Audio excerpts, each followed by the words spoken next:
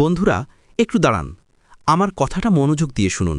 আজকে আমি আপনাদের সামনে এমন একটি দৃশ্য তুলে ধরতে চাই যা দেখলে আপনার মন ভরে যাবে। বাইতুল মুকাদ্দাস মক্তবের ছোট্ট ছাত্ররা আজ নিজেরাই জানাজা পড়াচ্ছে। এ দৃশ্য সত্যিই হৃদয়স্পর্শ করে।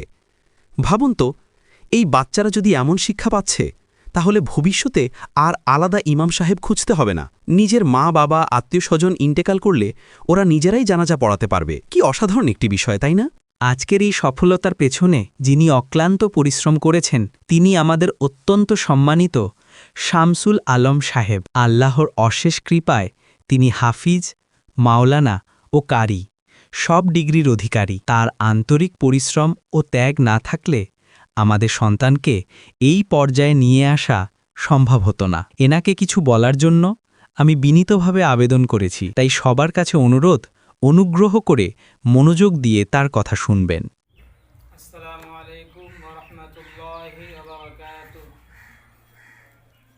তালিবপুর লিধুরিপাড়া বাইতুল মুকাদ্দাস দিনিয়াত মক্তব। আমরা অনেকেই জানি যে তালিবপুর গ্রামের মধ্যে সবথেকে পিছিয়ে পাড়া হচ্ছে লিধুরিপাড়া, যে পাড়াতে একটা কোরআন শরীফ পড়নেওয়ালা কেউ ছিল না। সেই জায়গায় একটা নতুন মসজিদ হয়েছে এবং বাইতুল মুকাদ্দাস দিনিয়াত মক্তব তৈরি হয়েছে। এই মক্তবে 1.5 থেকে 2 বছরের মেহনতে 75 থেকে 80 জন ছেলে কোরআন শরীফ শিখেছে, ধরেছে, তারা পড়ছে। কিন্তু এখনও অসহায় পাড়া হিসাবে ছেলেদের ড্রেস লেবাস কিছু তৈরি করতে পারেনি, মক্তবখানাও আমাদের ঠিক মতন বানাতে পারিনি। এই জন্যে আমরা অনেক পিছিয়ে রয়েছি। তাই আমরা চেষ্টা করব এই তালিবপুর লিধুরিপাড়াকে গোটা তালিবপুর তথা সালার ভরতপুর 2 এর মধ্যে আমরা সেরা পাড়া হিসেবে তৈরি করার চেষ্টা করব। সেই প্রতিষ্ঠা আমি করে যাচ্ছি এবং করব। যতদিন থাকবো আমি সেই প্রতিষ্ঠা করে যাব যে ছেলেরা এখানকার তৈরি হোক, প্রতিটি বাড়িতে কোরআন পড়নেওয়ালা ছেলে এবং মেয়ে যেন তৈরি হয়ে যায়।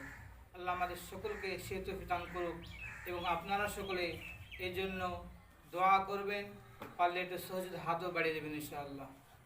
আমাদের এই মক্তবটি নতুনভাবে শুরু হয়েছে। এখনও অনেক কাজ চলছে, অনেক কাজ বাকি, কিন্তু আলহামদুলিল্লাহ ইতিমধ্যেই এখানে শতাধিক শিশু কুরআন মুখস্থ করেছে। যখন ওরা কুরআন তেলাওয়াত করে তখন মনে হয় আমি যেন জান্নাতের এক কোণে বসে আছি। প্রিয় ভাই ও বোনেরা, এই মক্তবের প্রতিটি শিশু হচ্ছে আল্লাহর পাখি। এখান থেকে তারা জ্ঞান নিয়ে ছড়িয়ে পড়বে, ইসলাম প্রচার করবে, মানুষের হৃদয় কুরআনের আলো ছড়াবে। তাই আমি আপনাদের কাছে বিনীত অনুরোধ